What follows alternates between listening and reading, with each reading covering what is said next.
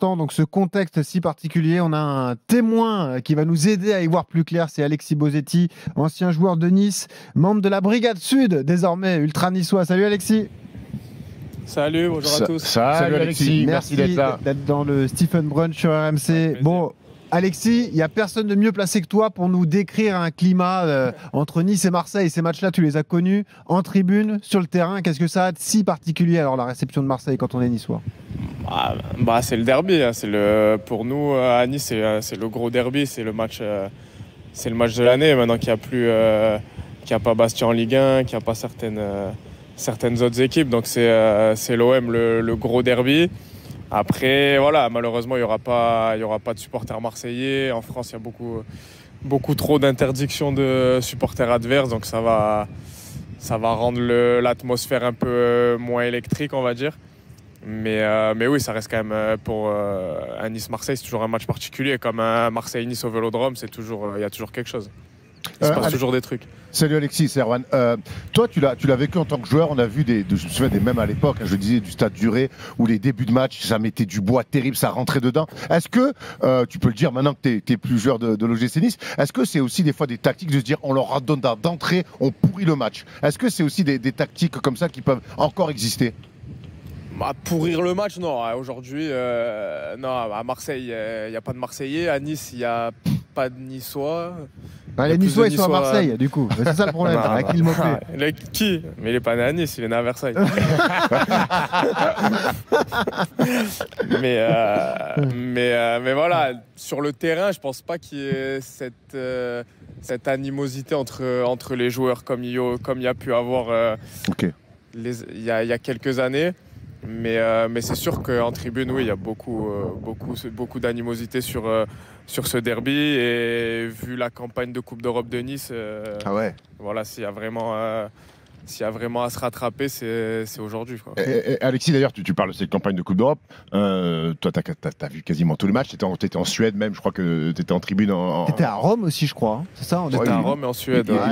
Comment t'expliques que cette équipe niçoise en Ligue 1 qui tourne plutôt bien, vous êtes 5e avec 30 points, comment t'expliques cette catastrophe, parce que c'est une catastrophe, il n'y a pas d'autre mot, de cette campagne d'Europa League Franchement, j'arrive pas à l'expliquer. Le premier match, tu reçois la Real Sociedad, tu rates le penalty à un quart d'heure de la fin, ce qui aurait pu lancer la campagne de Coupe d'Europe. Malheureusement, derrière, tu vas à Rome contre une équipe qui est nettement supérieure à toi. Et derrière, on n'arrive pas à enchaîner. Il y a eu beaucoup de blessés, très peu de turnover, des joueurs majeurs qui ont joué plus qu'ils ne le devaient, même blessés. Je pense à Ndombele qui malheureusement joue avec une pubalgie, je crois, et qui aurait dû être mis au repos. Malheureusement, il a un peu trop joué. Aujourd'hui, il est un peu en difficulté physique.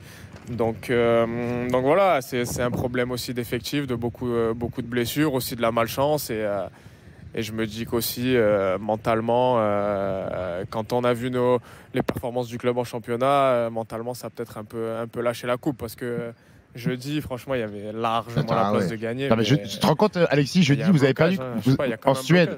Alexis, en Suède, vous avez perdu contre une équipe où je pense qu'ils ont un groupe WhatsApp. Ça faisait 2 mois qu'ils n'avaient pas joué un match officiel. Et le coach a dû dire rendez-vous 18h dans le vestiaire, les mecs, il y a un match ce soir contre Nice. Mais jeudi, c'est pareil. Jeudi contre Bodo Glimt, c'est pareil. Bodo, ils sont en vacances depuis novembre.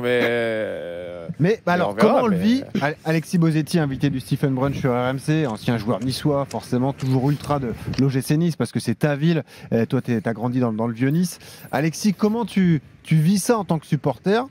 Un si mauvais parcours en Coupe d'Europe à la rigueur, mais le classement de Ligue 1 est dingue parce que vous êtes 5e, vous êtes à 4 points du podium, à 4 points de Monaco, qui est votre autre voisin. C'est dingue parce que la saison, elle peut bien tourner malgré tout, quoi. Si tu fais de bons résultats, tu peux te retrouver. C'est incroyable. Franchement, cette saison, elle est difficile à expliquer quand tu vois les deux visages de Nice en championnat et en Coupe d'Europe. Donc voilà, aujourd'hui, la Coupe d'Europe, c'est fini. Et le championnat, il y a moyen de faire quelque chose. Mais si c'est pour faire la même campagne que cette année, autant pas y aller. Et moi, j'aimerais sur cette fin de saison que Nice gagne la Coupe de France. Ah bah ça peut être un objectif parce qu'ils sont qualifiés encore. Ouais, c'est vrai. Ça va, toi.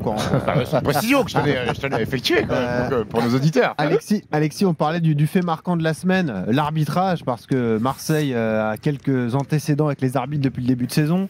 Nice a réagi mardi avec ce communiqué en exigeant une rencontre fair play, entre guillemets, le respect des lois du jeu, pas d'intervention extérieure pour perturber l'arbitre. Il est compliqué ce match pour Monsieur Wattelier ce soir quand même, Alexis, non?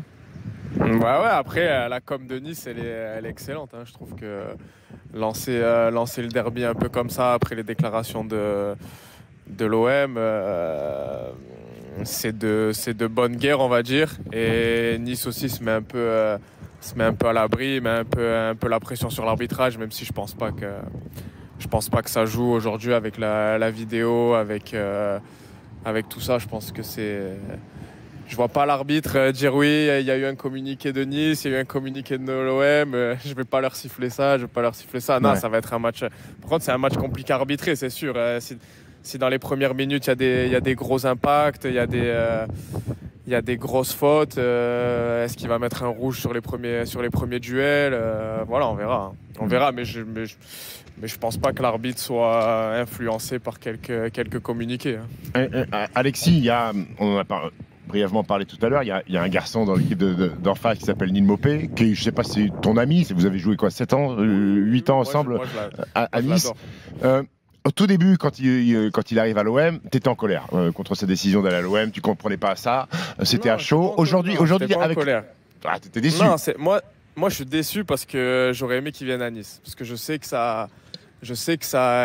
qu'il était prêt à faire des efforts sur notamment le salaire, sur beaucoup de choses pour venir à Nice, et c'est plutôt sur ça que je suis déçu, pas vis-à-vis de lui, mais aussi un peu par rapport au club. J'aurais aimé qu'on prenne Neil plutôt que d'autres joueurs en prêt, quoi. Donc voilà, sur ça je suis déçu. Après, mais t'es content pour lui, sur ce qu'il vit, il s'est imposé à la... Moi, je suis dégoûté qu'il ait signé là-bas. Je suis dégoûté qu'il ait signé là-bas. Après, tu sais que s'il marque, il a un t-shirt en dessous. C'est écrit pour Alexis s'il marque. Non, mais Alexis, tu vas pas le siffler ce soir quand même s'il marque. Non, mais pourquoi il va pas marquer? Il va pas marquer. Il a déjà marqué à l'aller. Ah oui, c'est vrai. Mais non, après, voilà.